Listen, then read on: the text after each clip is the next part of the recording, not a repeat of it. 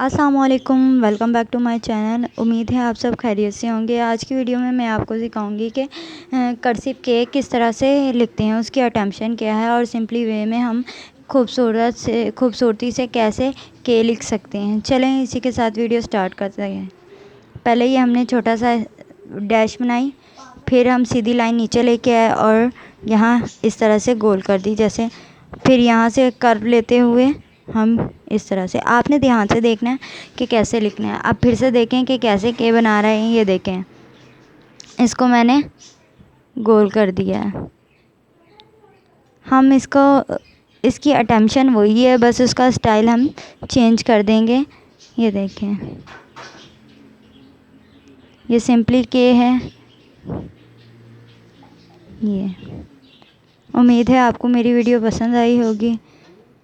Thanks for watching. अल्लाह हाफिज़, ख्याल रखिएगा।